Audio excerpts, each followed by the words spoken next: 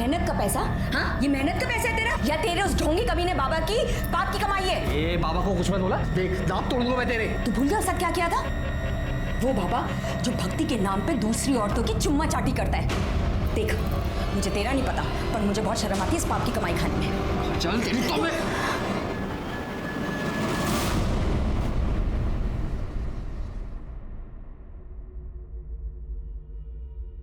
सुनिए, मुझे कुछ पैसे चाहिए थे। देखो साक्षी, तुम्हें अच्छी तरह से पता है मुझे इस तरह के ढोंगी बाबा और उनके चमत्कार पे बिल्कुल विश्वास नहीं है, और ऐसे काम के लिए मैं तुम्हें 1 रुपया भी नहीं दे सकता हूँ। तुम्हें हो या ना हो, पर मुझे है, और ये सब मैं रिया के लिए तो कर रही हूँ ना। देखो साक्षी, मेरी प्यारी रिया को ठीक करने के लिए किसी ढोंगी बाबा की कोई जरूरत नहीं है, और खबरदार तुम इसे किसी के पास लेकर गई ऐसे बाबा के पास।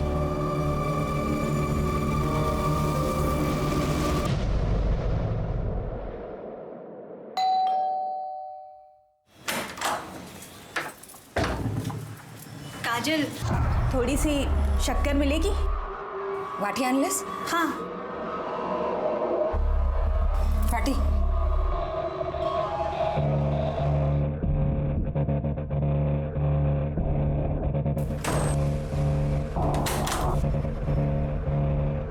Again. और कुछ भी चाहिए? Thank you.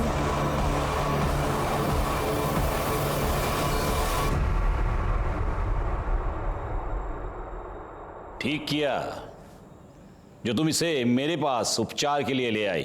बाबा, मेरी रिया चल तो सकेगी ना? अवश्य।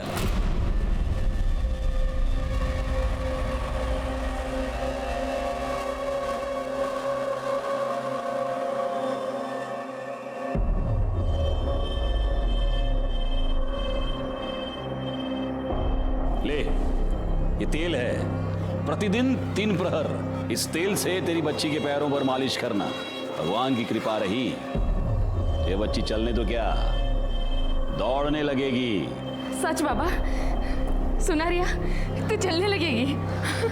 अच्छा बाबा, प्रणाम।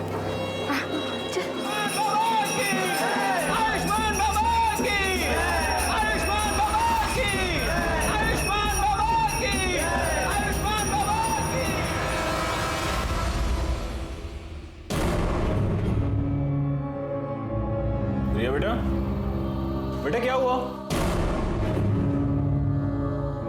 बाप रे, क्या हो गया है लोगों को? इतने घटिया लोग भरे पड़े हैं ना, रेप पर रेप के केस आ रहे हैं। अब 60 साल के बुड्ढे ने एक 20 साल की लड़की का रेप कर दिया, बताओ। रिया, रिया बेटा, रिया बेटा क्या हुआ? क्या हुआ बेटा? रो क्यों रो? क्या हुआ? बेटा मुझे बताओ। अरे किसी ने कुछ कहा क्या? मुझे बताओ ना, क्या हुआ? अरे भाई ये रो क्यों रही है? क्या हुआ इसे? क्या हुआ बेटा? बेटा मुझे बताओ, क्या हुआ?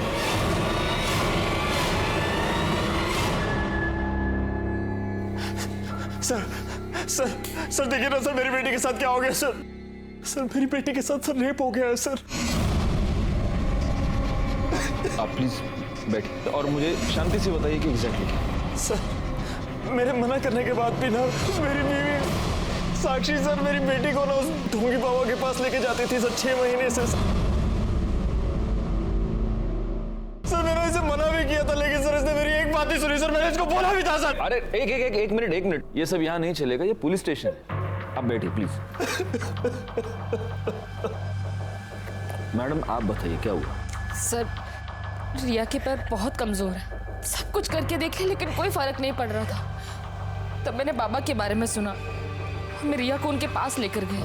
बाबा ने इसकी नब्ज देखी और कहा कि ये ठीक हो सकती है। बाबा ने मुझे एक तेल दिया और कहा कि मैं उससे रिया के पैरों की मालिश करूं, लेकिन उससे भी कोई फर्क नहीं पड़ रहा था। मैंने बाबा को बताया तो उन्होंने कहा कि शायद मैं ठीक से मालिश नहीं कर रही हूँ, मैं रिया को उनके पास लेकर जाऊँ, वो मुझे सही तरीका बताएंगे। पहले तो मैं डर गई कि कोई अनजान आदमी मेरी बेटी के पैरों को हाथ लगाएगा। मेनका। जी बाबा। मेरी आंखों पर पट्टी बांधो।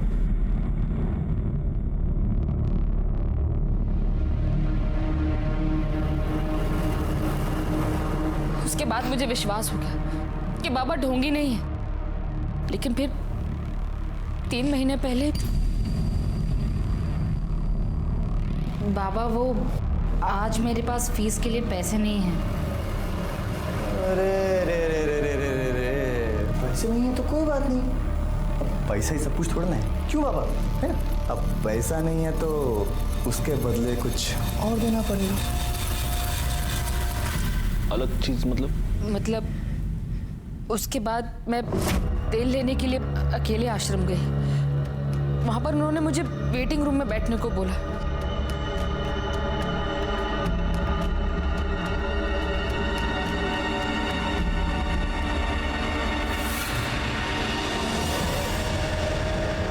कौन था वो आदमी? पता नहीं सर, लेकिन जब होश आया तो देखा कि मेरे कपड़े मेरे साथ भी रेप हुआ था। उसके बाद 2 बार और ऐसा हुआ। 3 बार तेरे साथ रेप हुआ, तूने मुझे बताया तक नहीं? तुझे मजा आ रहा था रेप करने में, और मेरी बेटी को लेकर नहीं उस बाबा के पास। तुझे कितनी बार बोला था? तुझे कितनी बार बोला इसको मत लेके जाओ? 1 मिनट, अभी आप बैठेंगे प्लीज, वरना मुझे आपको बाहर निकालना पड़ेगा। रिया में इम्प्रूवमेंट दिख रही थी। अगर मैं तुम्हें बताती तो तुम ट्रीटमेंट रुकवा देते, इसलिए मैंने नहीं बताया। लेकिन फिर 4 दिन पहले 13 तारीख को मैं रिया को लेके आश्रम गई। आर्यमान ने हमें कहा कि हम वेटिंग रूम में वेट करें, बाबा बाहर गए। उनके शिष्य ने हमें एक शरबत पिलाया, जिसे पी के हम दोनों बेहोश हो गए। लेकिन बेहोश होने से पहले मुझे याद, आर्यमान मुस्कुरा रहा था। मुझे लगा कि फिर से, लेकिन जब मुझे होश आया तो मेरे साथ कुछ भी नहीं हुआ था। लेकिन रिया वहां से गायब थी।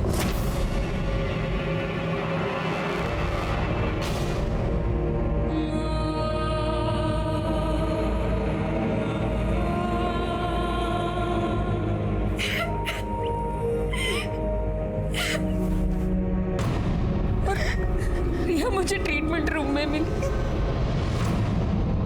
मैंने आर्यमन से पूछा कि उसने ऐसा क्यों किया, तो उसने कहा कि उसने तो रिया को हाथ तक नहीं लगाया। लेकिन मैं जानती हूँ सर कि आर्यमन ने मेरे रिया के साथ रेप।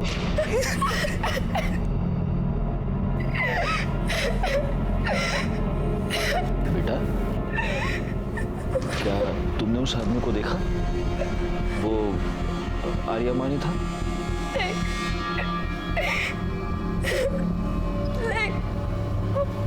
आर्यमन नहीं, आयुष्मान बाबा थे। मुझे याद है, बेहोश होने से पहले जो आदमी मेरी तरफ आ रहा था, उसे वही चोला पहना था जो आयुष्मान बाबा पहनते। इंस्पेक्टर सर प्लीज उस बाबा और उसके बेटे को अरेस्ट कर लीजिए प्लीज सर। प्लीज सर, हमें न्याय दिलवा दीजिए प्लीज सर। कामनी मैडम, बच्ची को मेडिकल एग्जामिनेशन के लिए ले जाइए, आप भी जा सकते हैं।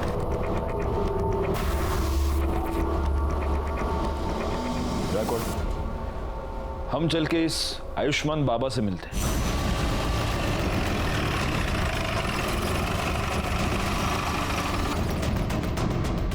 साक्षी हम पर ऐसे आरोप कैसे कर सकती है अपने बाबा के बारे में? देखिए, आपको जो कुछ भी कहना है आप पुलिस स्टेशन चलकर कहिए। चलिए। साहब 1 मिनट बेटा, ये कोई आम आदमी, चलते फिरते आदमी नहीं है, बाबा है, आयुष्मान बाबा।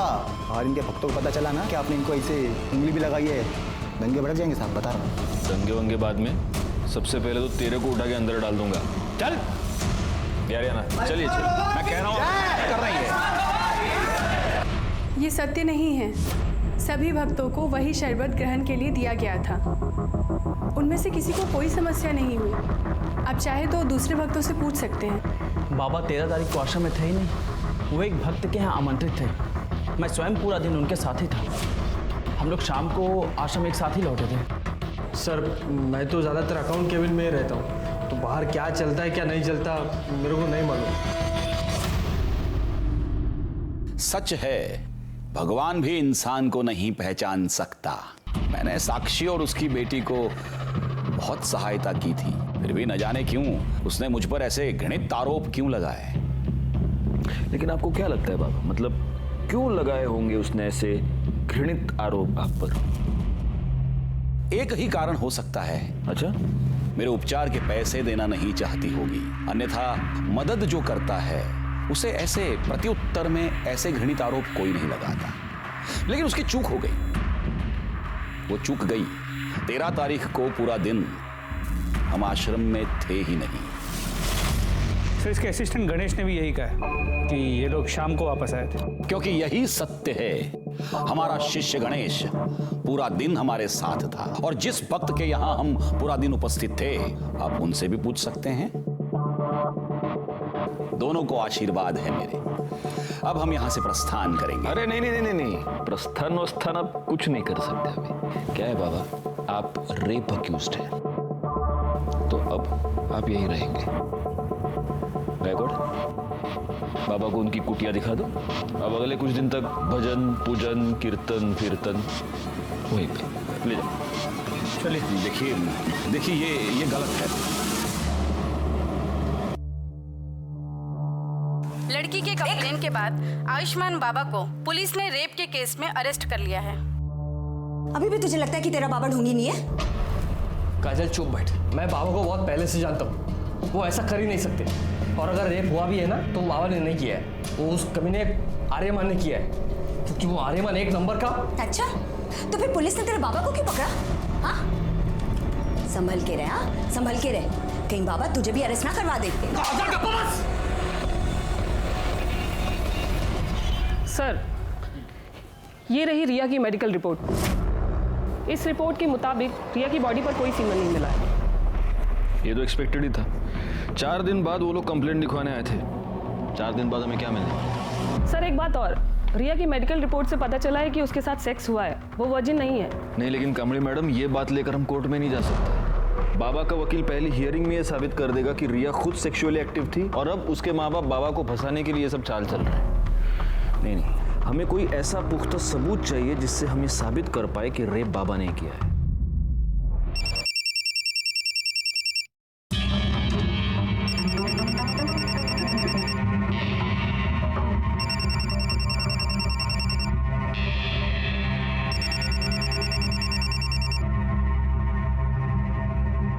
हेलो, तेरी हिम्मत कैसे हुई बाबा के खिलाफ कंप्लेंट लिखवाने की? बोल गई बाबा कौन है? या तो कंप्लेंट वापस ले, वरना हम तुझे और तेरी बेटी को छोड़ेंगे नहीं। नहीं, मेरी बेटी को कुछ मत करना। वो कौन है? कौन है? कौन है? कौन बोल रहा है? हिम्मत है तो सामने आके बात कर। अरे फोन पे क्या धमकी दे रहा है? आ सामने आ। हेलो हेलो, काट दिया। जो भी ऐसे छोड़ूंगा। कहाँ जा रहे हो? अरे पुलिस को इन्फॉर्म करने जा रहा। नहीं, उसने धमकी दी है। साक्षी, तुम अब भी नहीं समझ रही हो, हमें पुलिस को इन्फॉर्म करना पड़ेगा। ये सब बंद होना चाहिए। नहीं, आप मेरी बात सुनिए ना। साक्षी प्लीज, देखिए मेरी बात सुनिए प्लीज साक्षी।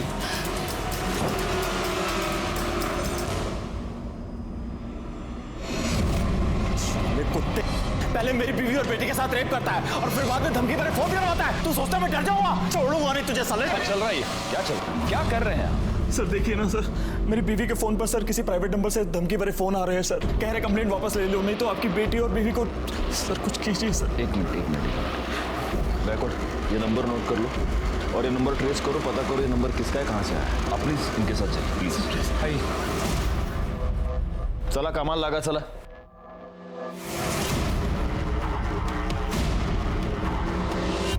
सर, आयुष्मान बाबा को बेल मिल गई है।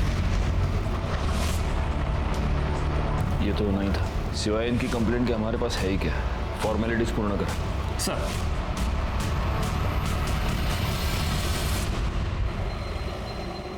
रिया, भाई साहब, आपने रिया को कहीं देखा क्या? नहीं। रिया को कहीं देखा क्या? नहीं। वॉचमैन भैया, रिया को कहीं देखा क्या? साक्षी, क्या हुआ? भाभी, वो रिया ना नीचे वॉक करने के लिए आई थी। मैंने पूरा कंपाउंड देख लिया, कहीं मिल नहीं रही है। अरे इधर ही किधर होगी ना। क्या हुआ साक्षी, इतना घबराई हो क्यों? रिया कहीं मिल नहीं रही है प्रेमी। उसने उसे किडनैप कर लिया। उसने कहा था कि वो हम लोगों को नहीं छोड़ेगा। और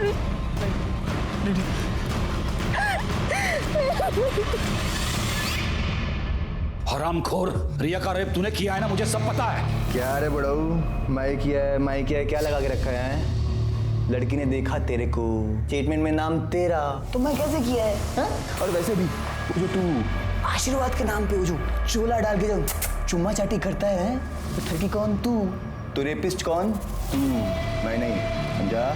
बस बंद कर, मुझे सब पता है। बाबा को मिर्ची लगी रे बाबा को मिर्ची। लेकिन क्या करे, मैं देखा नहीं तेरे को उस दिन आश्रम आते हुए। झूठ बोल रहा है तू।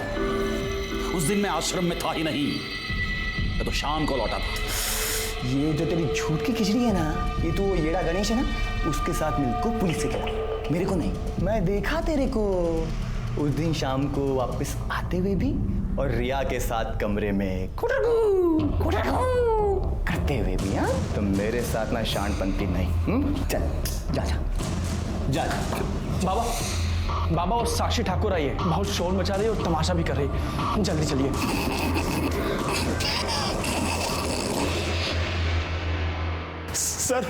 सर हमारी बेटी रिया गायब हो गई है सर उसे बचा लीजिए सर। उन्हीं लोगों ने सर किया है ये सब। लेकिन कब से गायब है वो? सर वो शाम को 5 बजे रोज की तरह नीचे वॉक करने गई थी। अपना फोन भी घर पर भूल गई। जब 6 बजे तक घर नहीं आया तो मैं नीचे दिखने के लिए गई। पूरी बिल्डिंग, पूरा कपबोर्ड, सब जगह दिख लिया, लेकिन रिया कहीं नहीं मिली। सर उस बाबा ने ये किडनैप किया है सर मेरी बेटी को बचा लीजिए सर। देखिए, आप निश्चिंत रहिए, हम जरूर रिया को ढूंढ निकालेंगे।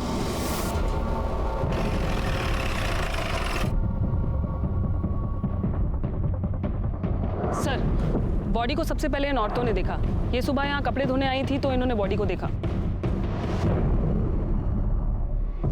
सर, बॉडी पे कई जगह खरोच के निशान हैं। और ये देखिए, गर्दन पे जो मार्क है उसे देखकर तो यही लग रहा है कि मौत गला घोटने से हुई। एक मिनट, पूरा चेहरा टर्न करना। सर, तो रिया ठाकुर है। देखिए आसपास जरा चेक कीजिए, कोई क्लू मिलता है क्या? सर, ये दो बैसाखी मुझे वहां पे मिली। कामे मैडम। सर, फॉरेंसिक टीम को बुलाइए और बॉडी को पोस्टमार्टम के लिए भेज दीजिए। Okay sir. अब इस बाबा का टाइम आ गया है।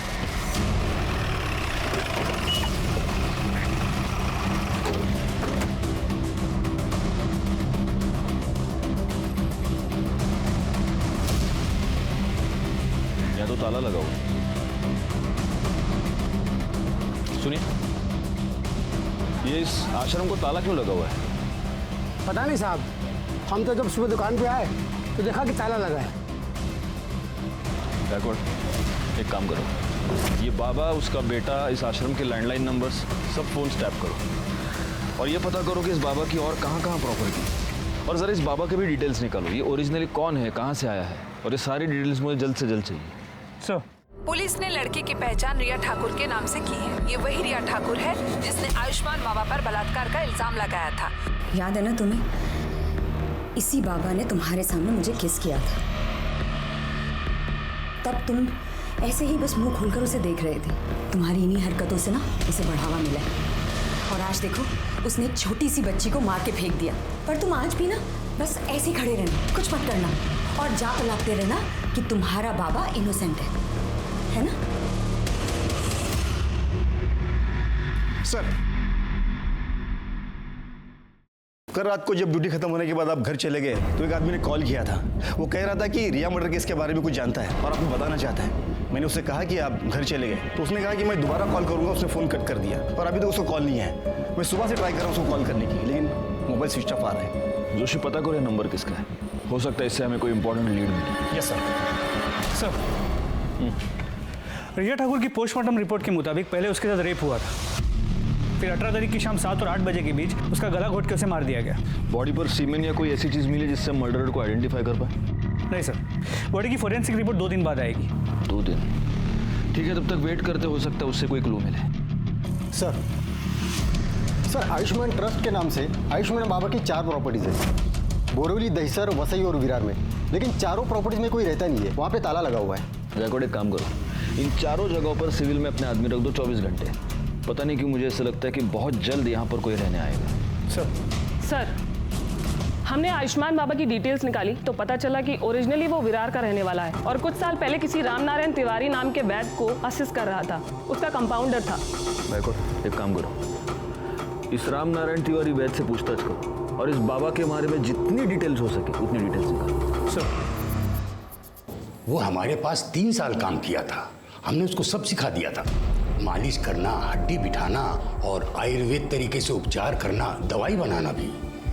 लेकिन था बड़ा होशियार, हर काम फटाफट सीख जाता था। लेकिन उसे एक आदत थी, वो आयुर्वेद और एस्ट्रोलॉजी की किताब पढ़ने का बड़ा शौक था। जरा सा भी समय मिले किताब खोल के पढ़ने लगता था। फिर एक दिन आया, कहने लगा कि हम कल से काम पर नहीं आएंगे। हम कहा काहे? बहुत उससे कहा कि रुक जा, लेकिन नहीं रुका, वो चला गया। 1 साल बाद सुनने में आया कि साकिब खान जो है आयुष्मान बाबा बन गए। एक मिनट, ये साकिब खान कौन है? अरे वही आयुष्मान बाबा जो है, वही साकिब खान है।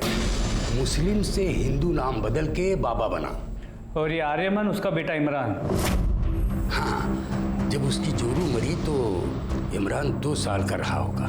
तो इसने माँ का भी प्यार दिया, बाप का भी प्यार दिया। बहुत लाड करता था और लाड प्यार के चक्कर में लड़का खराब हो गया। अच्छा, ये आयुष्मान बाबा मतलब आपका साकिब खान जब ये आपके पास काम किया करता था तो जो महिला इलाज करवाने के लिए आती थी उनके साथ कभी उसने बदतमीजी की थी? ना, कभी कोई बदतमीजी नहीं। अच्छा, उसके किसी रिश्तेदार को आप जानते हैं? नहीं, बस परिवार का मालूम था, सो हमने बता दिया।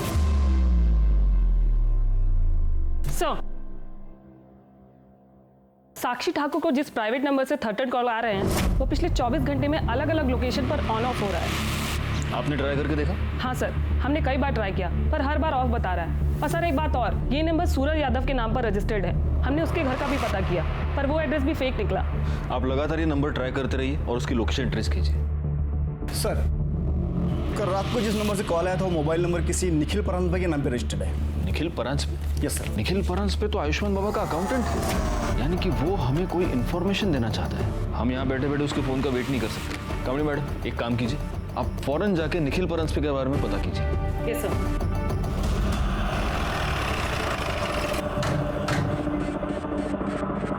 क्या आप बता सकती हैं कि काजल और निखिल कहाँ गए हैं? हाँ मैडम, कल शाम को करीब 8 बजे मैंने काजल और निखिल दोनों को एक साथ जाते देखा। मैं तो खुद हैरान थी कि दोनों एक साथ कहाँ जा रहे हैं। मतलब 24 घंटे लड़ाई झगड़ा करते रहते हैं। किस बात पे?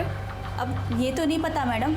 एक बार मैंने काजल से पूछने की कोशिश की थी तो उसने मुझे कुछ नहीं बताया, लेकिन हाँ, उसका वो हीरो है ना, उसको जरूर बताया होगा। हीरो? कौन हीरो? अब ये तो ज़्यादा तो मुझे कुछ नहीं पता, लेकिन हाँ, कुछ हफ्तों पहले जब मैं मार्केट से घर वापस आ रही थी तब मैंने देखा कि वो काजल का बॉयफ्रेंड था। अब ये सब तो मुझे नहीं पता, लेकिन हाँ, वो तभी आता था जब निखिल घर पर नहीं रहता था।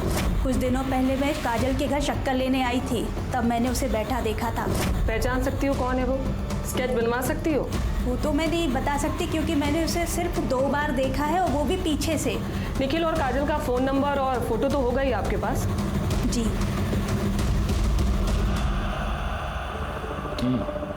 मतलब आयुष्मान बाबा सादिक खान है जो फ्रॉड करने के लिए एक हिंदू बाबा बना।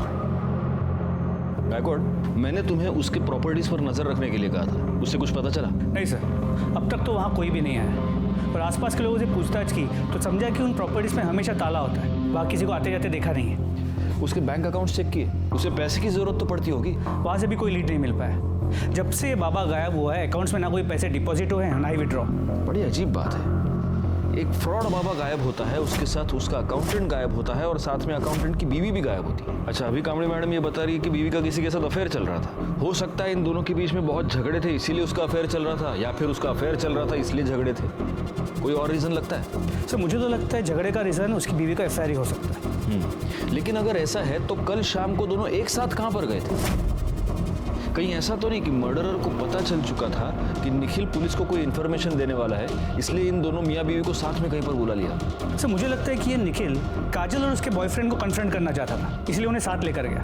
मगर काजल और उसके बॉयफ्रेंड ने निखिल को गायब कर दिया और दोनों भाग गए। पॉसिबल, लेकिन फिर भी ये थियरी है गायकवाड़। हम कंफर्म ये नहीं कह सकते कि निखिल अपनी बीवी के अफेयर की वजह से गायब है या फिर बाबा की वजह से। और गायब होकर गया कहाँ? सर, गोरे के जंगल एरिया में एक लाश मिली है।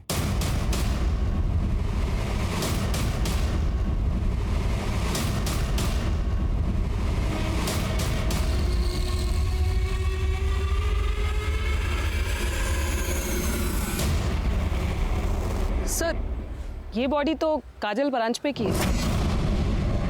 व्हाट? Yes sir. सर, जिस तरह साड़ी को लपेटा गया है उसे देखकर तो यही लग रहा है कि मर्डर से पहले रेप हुआ है। जरा ठीक से चेक कीजिए। Yes sir.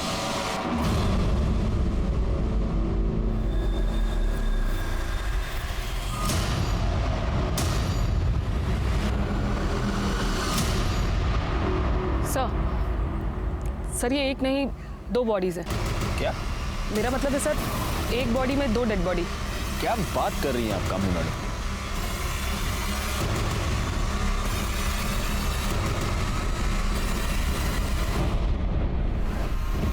बॉडी का निचला हिस्सा किसी आदमी का है और ऊपर का हिस्सा औरत का।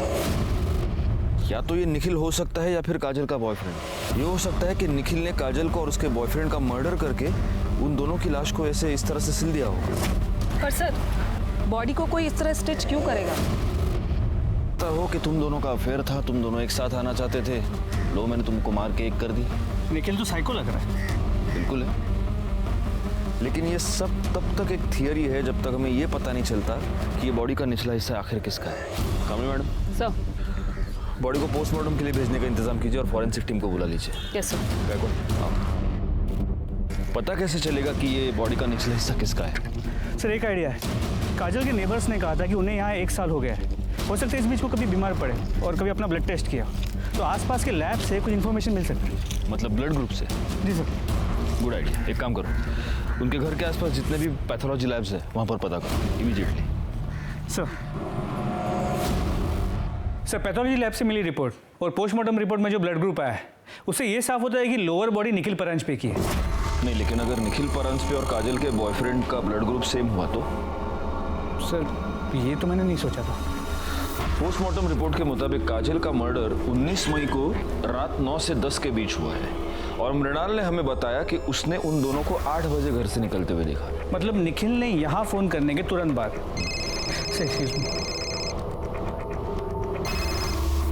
हेलो,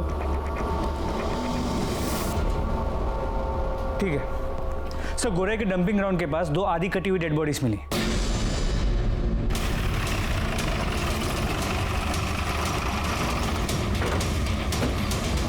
सर मैंने ही आपको फ़ोन किया था। सुबह जब काम पे जा रहा था तभी ये मैंने देखा और 100 नंबर पे मैंने डायल किया। थैंक्स। जोशी बगा। सर ये बॉडी तो निखिल की है। मतलब इसे इतना तो क्लियर हो गया कि उस बॉडी का निचला हिस्सा निखिल का था। सर सिर के पीछे गहरी चोट है, हो सकता है मौत की वजह ये चोट ही है। सर ये देखिए,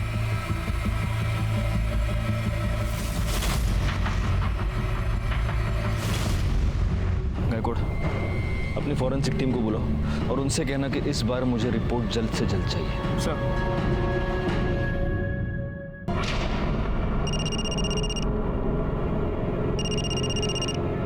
हाँ सर। कोई अपडेट? सर मैं यहाँ पे कब से नज़र रखे हुए हूँ लेकिन कोई हलचल नहीं। सर मैं यहाँ पे कब तक रुकूँ? वो बोलता हूँ मैं, लेकिन अभी के लिए वहाँ पे नज़र रखो। ठीक है सर, ओके।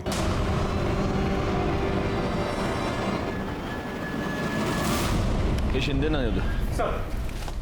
गायकवाड, आयुष्मान बाबा त्याच्या मुलाबद्दल काय कळलं का? नहीं सर, पण लवकरच समजेल। और सर ये निखिल की पोस्टमार्टम रिपोर्ट, इसके मुताबिक उसकी मौत 19 मई की रात 9 और 10 के बीच हुई है और मौत की वजह सर पे रॉड जैसी किसी चीज से वार किया जाना है। इसका मतलब सिर्फ घर से निकलते वक्त ही नहीं बल्कि मर्डर के वक्त भी ये दोनों मियाँ बीवी एक दूसरे के साथ थे। गायकवाड एक काम करो, हमें जहाँ पर ये दोनों सिली हुई बॉडीज मिली पता करो कि मर्डर के टाइम पे वहाँ आसपास कितने मोबाइल नंबर देखते थे और उन नंबर्स को बाबा, उसके बेटे और बाकी के असिस्टेंट के नंबर के साथ मैच करके देखो। सर ये रहे काजल के कॉल रिकॉर्ड्स। इस कॉल रिकॉर्ड के मुताबिक काजल के कॉल्स की ड्यूरेशन 1 से 1.5 मिनट थी सिवाय एक नंबर को छोड़ के। खोपली में एक नंबर है, 3 हफ्ते पहले काजल ने उस पर 20 मिनट तक बात की थी। किसका नंबर है? काजल की माँ मुक्ता।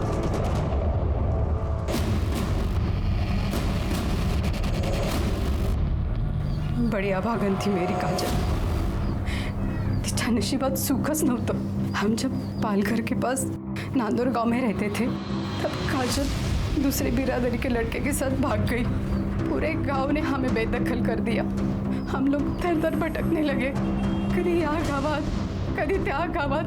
अभी 1 महीना पहले नवीन को यहाँ काम मिला।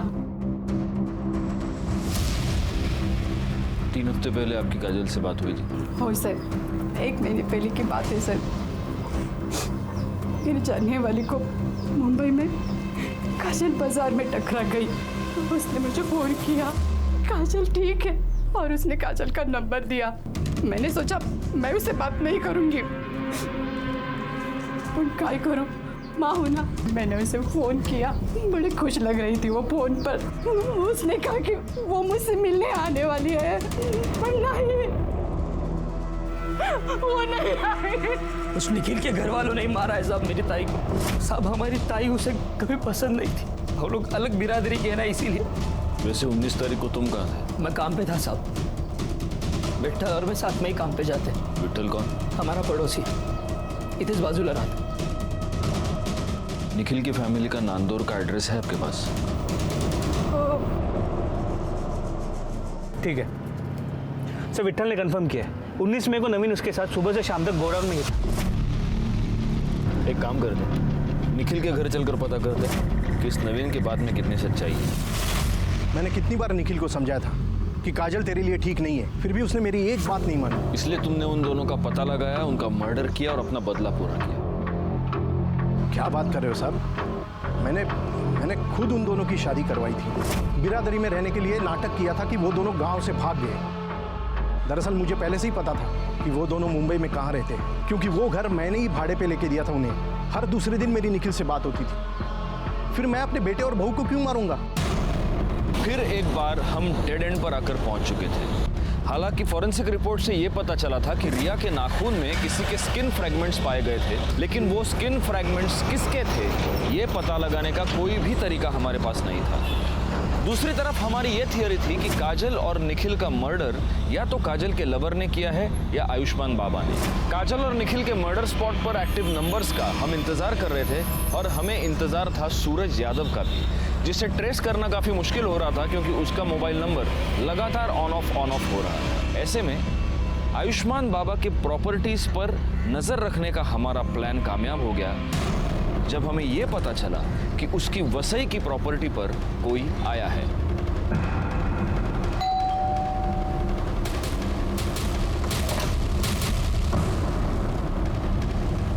जी, आपका नाम?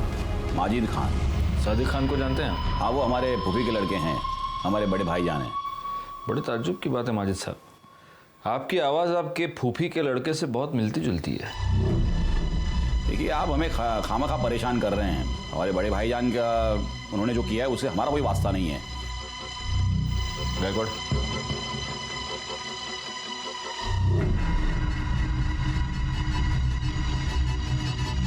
बड़े ताज्जुब की बात है। सिर्फ आवाज ही नहीं, आपके हाथ पर चोट का निशान भी आपके फूफी के लड़के से मिलता जुलता है।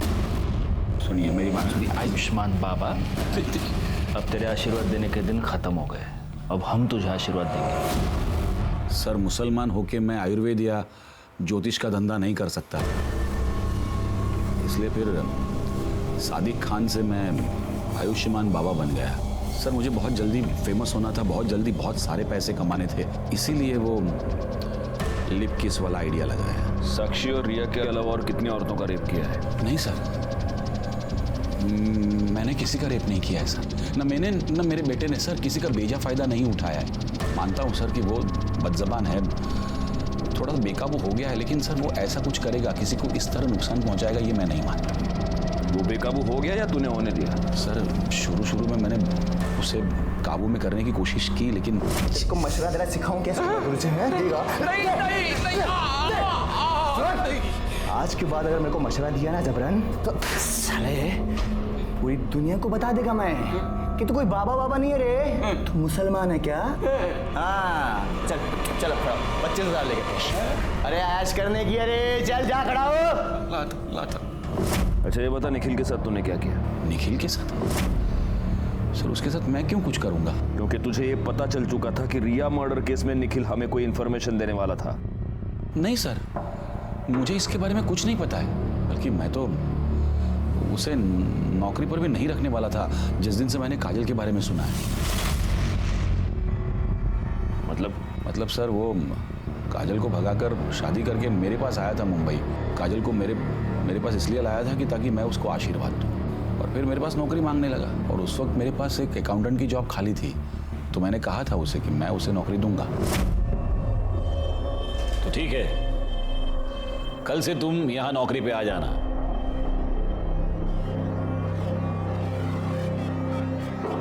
मेरी बीवी है।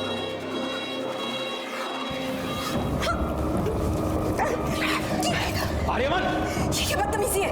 ये क्या कर रहे हो तुम? क्यों चिल्ला रहा है? आशीर्वाद तो दिया है जैसे तू देता है। निखिल, रिया और काजल तीनों का मर्डर हुआ है। बता, इसमें से कौन सा खून तूने किया, कौन सा तेरे बेटे ने किया, या दोनों ने मिलके किए तीनों खून?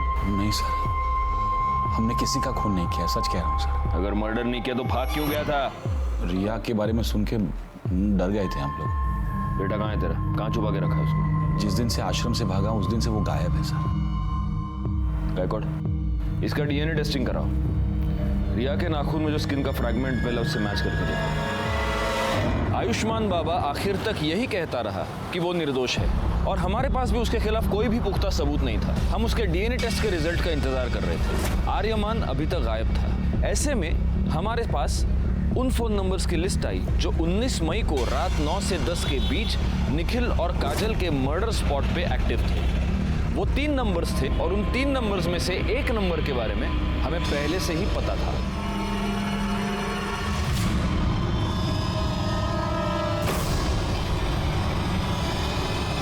ताई की वजह से हमने बहुत दुख देखे थे साहब। मैं उससे बदला लेना चाहता था, पर पता नहीं था कि वो कहाँ रहती है। फिर पता चला कि आई को उसका फोन नंबर मिला। तो तू पहली बार में ही कामयाब हो गया। तूने काजल को फोन करके गोराई बुलाया और वहां पे तूने उसको मार दिया। नहीं साहब, पहले मैं उसके घर गया था उसको मारने के लिए, लेकिन तब उसकी पड़ोसी ने मुझे देख लिया और दूसरी बार अखबार वाला पैसे लेने आया था। तो वो तू था जिसको मृणाल ने देखा था? मैंने सोचा कि ताई को किसी ऐसी जगह ले जाके मारना होगा जहाँ मुझे कोई देख नहीं पाए। हाँ बोलो नवीन। वो कुछ काम से मैं मुंबई आया था, तो आपसे कुछ जरूरी बात करनी है, मिलना था। अरे पर ताई, मैं वो सब आपको मिल के बताता हूँ। आप एक काम कीजिए, आप मुझे गुराई के पास आके मिलिए। अच्छा ठीक है, मैं आती है। क्या हो गया, यहाँ क्यों बुलाया? घर आ जाता ना। छोड़ूंगा नहीं। छोड़ उसे। मैंने तुझे कहा था इसे सुनसान जगह पे बुलाया, जरूर कुछ गड़बड़ है। सब उसके बाद मैं घर जाके विट्ठल को मना लिया, ताकि कल को अगर पुलिस पूछे तो उनसे झूठ कहे कि मैं दिन भर उनके साथ था। लेकिन तू अपने मोबाइल को नहीं मना पाया, और तेरी मोबाइल लोकेशन ने तुझे फंसा दिया। निखिल और काजल के मर्डर की चार्जशीट फाइल करो इसके ऊपर। सर इन्फॉर्मेशन मिली थी कि सूरज यादव, जिसने साक्षी को थ्रेटनिंग कॉल किया था, वो एक प्रोस्टिट्यूट के पास रेगुलरली जाता है। सर उसी एरिया में भी सूरज का फ़ोन स्विच ऑन हुआ और उसने एक फ़ोन कॉल किया जिसे हमने रिकॉर्ड कर लिया है। सर सुनिए वो क्या कह रहा है।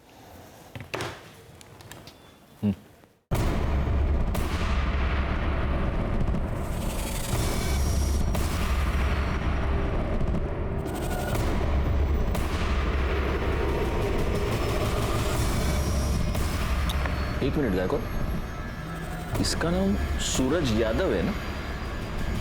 तो ये इस तरह से हिंदी क्यों बोल रहा है?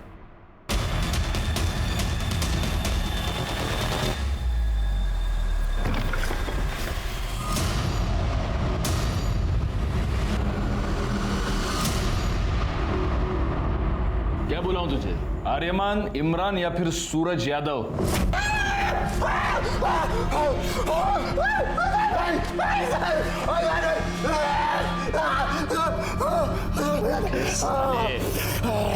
रिया के नाखून में जो स्किन मिला है ना, उससे तेरे बाप का डीएनए 50% मैच होता है। इसका मतलब तेरा पूरा 100% होगा। इसलिए मैं बोल रहा हूँ नाटक मत कर, क्योंकि हमें आसानी से प्रूव कर सकते हैं कि तूने रिया का मर्डर किया। बोल साक्षी और रिया का रेप नहीं किया है साहब।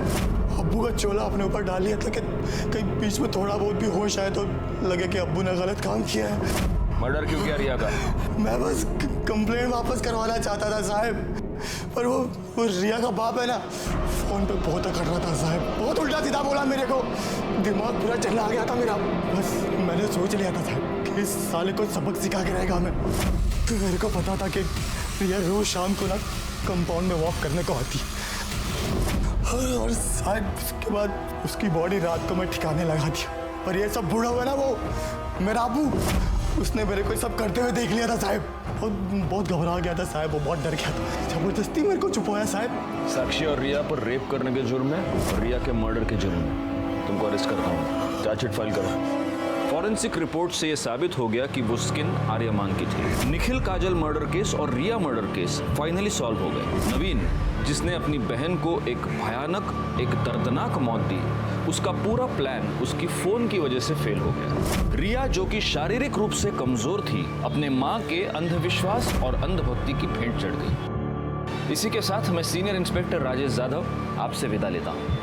दोबारा मिलूंगा, तब तक सतर्क रहिए और देखते रहिए क्राइम पेट्रोल दस्तक, क्योंकि मकसद बताना नहीं, बचाना है। जय हिंद।